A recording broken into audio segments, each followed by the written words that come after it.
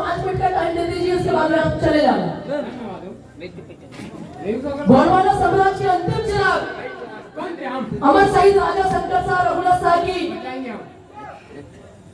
बलिदान दिवस पर मैं आज सत्संग नमन करता हूँ। यहाँ के सभी आदरणीय आए हुए गणमान्यों का इनका भी सादर सम्मान करता हूँ मैं और सेवा जोहार करता हूँ। साथियों हेलो हेलो साथियों, ये जो शंकर शाह रघुनाथ शाह और हमारे आदिवासियों का जो इतिहास है, वो इतिहास हमारे हाथों ने लिखा और आदिवासियों के हाथों में लिखा है। ये मनुवादी लोगों ने लिखा है, इसलिए आज हम लोग ये हालत में, क्योंकि हमारे इतिहास वास्तविक रूप में हमको पता होता तो सामाजिक सांस्कृतिक कार्यक्रम तो होता ही, लेकिन सामाजिक उद्बोधन भी जरूरी था। क्योंकि जो सांस्कृतिक कार्यक्रम ये भ्रमित करने के लिए हमको, और हम इसमें भ्रमित करके इतने 70 सालों से गुलामी में और अभी तक भी गुलामी से नहीं उभर पाए। मामला ये है कि ये जमीन का मामला है और हमारे आदिवासियों की आखिरी पीढ़ी को बचाने के लिए मामला है, और आखिरी पीढ़ी को बचाना हमको न कि सांस्कृतिक कार्यक्रम करके हमको भ्रमित करना है।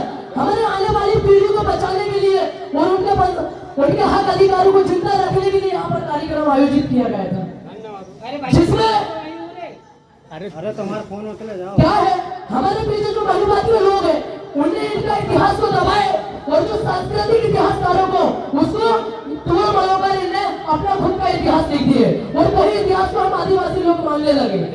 क्योंकि हम आदिवासियों को मालूम नहीं है कि हमारी अभी क्या कर लोग 70 साल से वो आदिवासियों ने हमारे लिए लड़ाई लड़े, क्या हुआ उनके बदले में क्या मिल रहा है हमको, ये बताओ तुम मुझे। उनके बदले में क्या मिल रहा?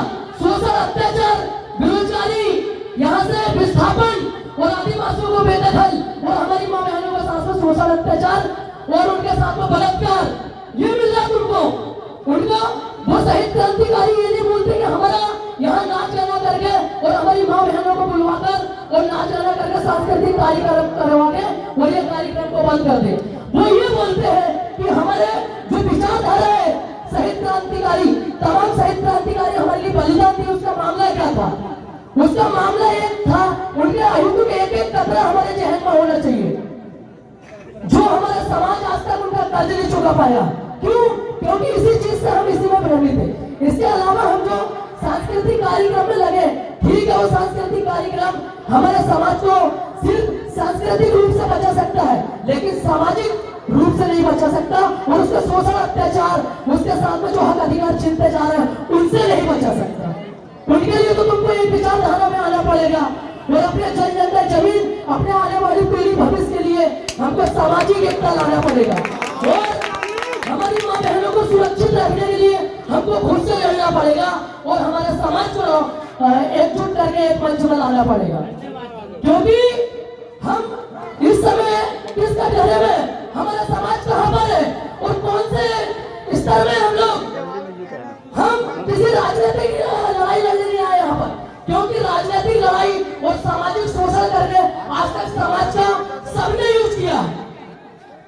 राजनीतिक शोषण और सामाजिक शोषण करके हमको सबने यूज किया, लेकिन किसी ने सामाजिक लड़ाई लड़ना किसी ने नहीं सिखाया यार। मैं आप खींच, क्योंकि हमारे समाज में आज तक यही हो रहा है कि जो क्रांतिकारी जिन्होंने हमको अच्छी विचारधारा देकर गए, जिन्होंने हमारे लिए लड़े और जिनके बलिदान से हम आज ये बलिदान नाचने गाने का देंगे। अगर सही रूप में माना जाए तो ये बलिदान दिवस हमारे, अगर कोई आदमी मरता तो उसके लिए होता क्या है? हम उनके विचारधारा में चलते हैं और वो आदमी की बात करते हैं, लेकिन क्योंकि ऐसा सांस्कृतिक कार्यक्रम हमारे देश में इतने सालों से हो रहा है, लेकिन क्या हुआ? परिवर्तन आया क्या अभी समाज का? कोई परिवर्तन नहीं है। इसलिए परिवर्तन लाने के लिए हमारे युवा और माता बहनों को हम रक्षा कैसे करेंगे, इसमें बात होना चाहिए। क्योंकि नंगा करके घुमाया जा रहा है, मारा जा रहा है, वहां से हमारे युवा साथियों को घसीटा जा रहा, मारा जा रहा, उसके जिम्मेदार कौन है? किसी ने इस पर बात किया क्या? अभी किसी ने ये बात किया कि हमारी माँ बहनों के साथ शोषण अत्याचार क्यों हो रहा है और हमारी समाज की गतिविधि क्यों, हमारी माँ बहनों की गतिविधि क्यों? हमारे समाज पिछड़ा कौन है? अगर सबसे ज्यादा शोषण कौन, तो आदिवासी। और सबसे ज्यादा गरीब कौन, तो आदिवासी। सबसे ज्यादा जेल में जाने वाला कौन, तो आदिवासी। आदिवासी के साथ में क्यों हो रहा है? ये बात तो किसी ने विशेष रूप से सोचा क्या अभी तक? किसी ने नहीं सोचा। गंभीर होकर कोई नहीं सोच रहा है। सोचो कि उनकी क्रांति, उनको फांसी देने की जगह में तोप क्यों मारा गया? क्यों मारे गए? इतने भयंकर मौत क्यों मारा गया उनको? जब तक कौन नेता भैया उनकी जो मौत है, कौन दे रहा, हमें दे रहा है। उनको इसलिए मारा गया क्योंकि वो आदिवासियों के खिलाफ, पूरे सर्व समाज, पूरे आदिवासी समाज के लिए लड़ रहे हैं। इसलिए उनको इतने भयंकर मौत मारा गया। क्या है? मेरा जो खराब बोलना है वो थोड़ा सा बोला जाता है, इसलिए लग जाता है क्योंकि सामाजिक सोच अगर होती है तो ये अपन सांस्कृतिक कार्यक्रम उतना भोग ना करेगा और अपन सामाजिक बंद कर दे नाचन वाले बुलाए थे यहाँ का बंद कर दो भैया।